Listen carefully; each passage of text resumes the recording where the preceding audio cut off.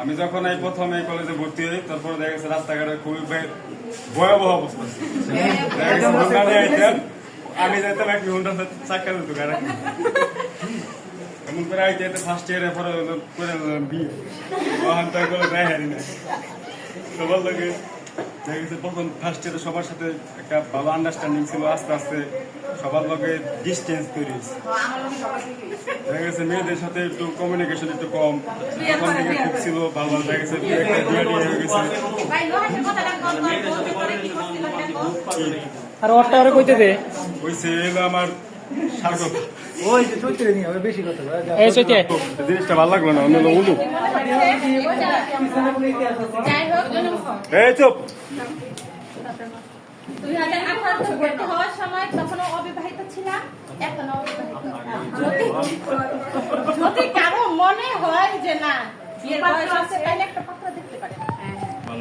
যদি কোনো সুদীর্ঘ 6 বছর আমরা একসাথে ছিলাম, এই চুপ। আমার সাথে এরকম ভাবে হয়তো আমার পরিচয় নাই। গ্রুপে হয়তো টুকটাক সবাই একসাথে ছিলাম, আমরা ছিলাম, আমরা হয়তো বা ছিলাম, অনেকে হয়তো বা রিপ্লাই দিইনি কারণ অনেক অনেক ব্যস্ত। তো আমার এখন স্কুল লাইফের কথা মনে পড়ে গেছে। স্কুল লাইফে যখন আমরা বিদায় নেই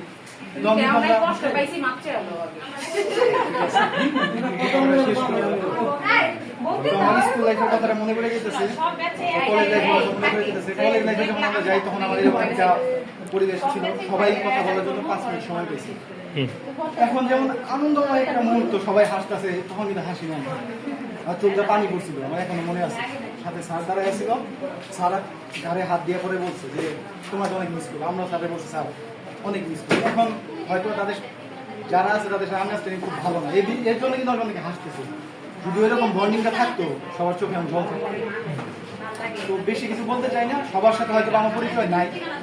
আমার নাম রিয়াদ, সবাই আমার জন্য দোয়া করবেন, আমি আপনাদের জন্য দোয়া করবো। চাই সবাই সফল হন, সংসার জীবনে যারা আছেন তারা সুখী হন। এছাড়া আমার বলার কিছু নাই।